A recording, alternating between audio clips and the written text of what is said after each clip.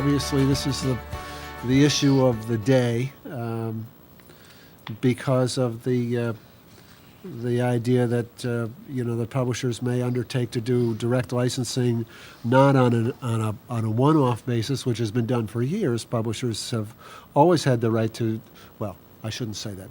Copyright owners have always had the right to directly license, and of course ASCAP and BMI are non-exclusive organizations, so if you're a member of ASCAP or BMI, you've always had the right to directly license, a right which is guaranteed to members of ASCAP and BMI through the consent decree, and so that's fine. And there have been occasions, there's ESPN, there's the Turner Broadcasting, there's Scripps, there's other, and especially in the audiovisual world, where it's common to have a direct license. Not so common in the pop music business, but now with the low rates that are being paid for digital music, especially Pandora and other companies like that, the big music publishers are saying, you know what, we're kind of stuck here under this consent decrees that govern how the PROs are run and organized, and we're gonna go outside. We're gonna do our own licensing directly if we can't, break free of some of these shackles. What happens in that case? Because most contracts don't specifically address nobody ever contemplated, I think. Certainly, I doubt if either of you, most, the songwriters I've talked to have never thought about a world in which ASCAP and BMI weren't there. So this is kind of new territory. Do you anticipate a lot of clients calling you up and saying, "What's the story here? Can this company kind of terminate my membership with ASCAP or BMI and pay me directly?" Well, it's all going to depend on the language of the agreement, and there are as many different ways of phrasing this as there are agreements, I'm sure. But it's certainly the case that a lot of these agreements have some sort of residual rights grant to the publisher, and all other rights, rights to license uses of the composition, just in general language like that. And that kind of language is extremely vague, and there have been a number of cases in other industries where language like that is analyzed in terms of whether the new circumstance was foreseeable. And as you say, this is maybe not a foreseeable circumstance.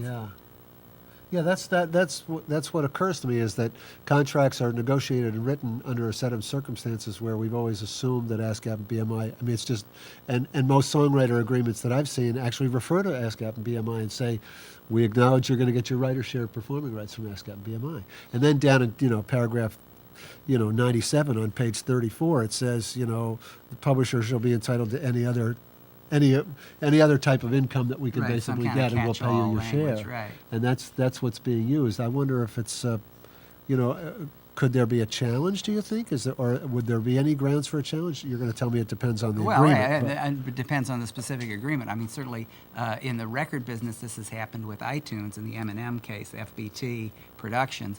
M&M had a deal which paid, I think, a 12% royalty for record sales and a 50% royalty for licensed uses.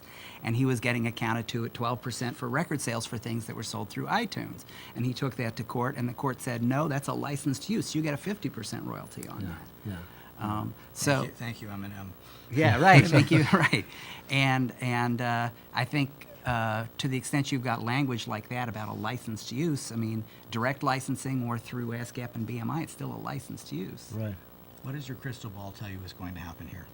I think there will be a challenge. I think it will be worth somebody's while to challenge an agreement like this. If a publisher starts saying, you're going to get, a lesser deal now as a result of the change in the performing rights landscape. What's the driver of the publishers to do these sort of deals? Aren't they going to get more money, which they then share 75-25 with the songwriter? I suppose they might, but don't forget we're talking about vertically integrated music companies, so it's no longer just the publisher.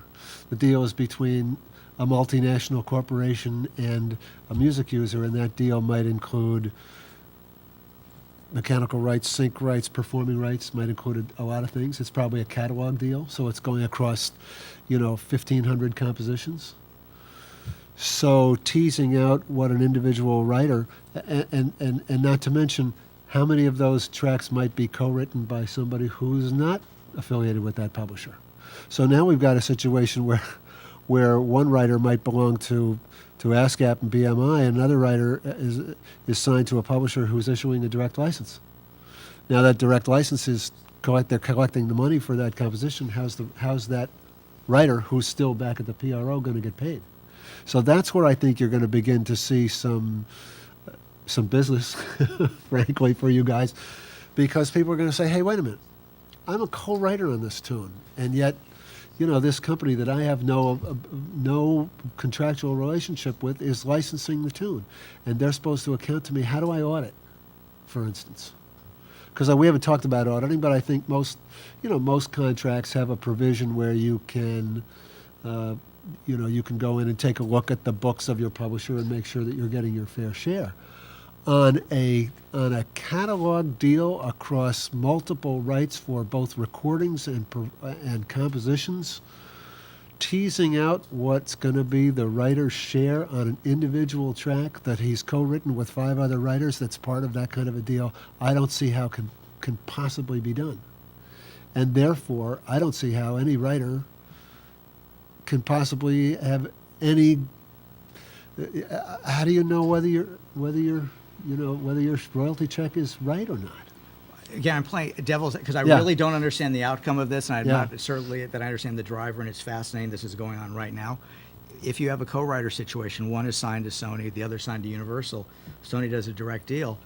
If the Universal person is getting larger checks than the person who signed to Sony, isn't that sort of your check and balance and saying, well, gee, this is working? Whereas if the other way turns out that they're getting a smaller check, you're saying, okay, I'm not certain I like this relationship. You need to change it. Well, in that situation, if Sony licenses the use, the Universal writer won't get anything. He'll have to get his money from Sony. Right? Couldn't the Universal writer also license the use? Or do they not just license their portion? Well, there's a they would lot have- of they would issues. Wow, is here. this a mess? As a co-writer under the Copyright Act, they would have a right to an accounting from their co-writer, but that's as far as it would go. They wouldn't have a right directly to go to the publisher of their co-writer. Right. They don't have any privity of contract That's right. there. Right. There's no path. There's no. But there's you no you way. have to account them, and it has to be reasonable. The license has to be reasonable. And if the license is generating less income, isn't the argument that it's not a reasonable license? Like I say, I think this is a That's the new business argument that would be opportunity made, for. yes. That's the a lawyers. seminar for about a year from Yeah, now. exactly, A little more exactly. clarity Well, as to the issue. and just to be clear, ASCAP and BMI are non-exclusive. People have, retained the right to make other licenses outside of the PROs. Sure. So this is not a new situation, but it is a new situation that you have large publishers who are saying we're just going to pull out of the PROs entirely Right. and do our own direct performance licensing, and that's because of the court decisions that have said Yeah. you can't have some rights go through the PROs and other rights through. That's exactly right. Yeah. So I guess we'll have to delay. We'll have to come back to this question, as you say, I look forward in a to it year or so, because and see. once What's, the lawsuit has been filed. yeah.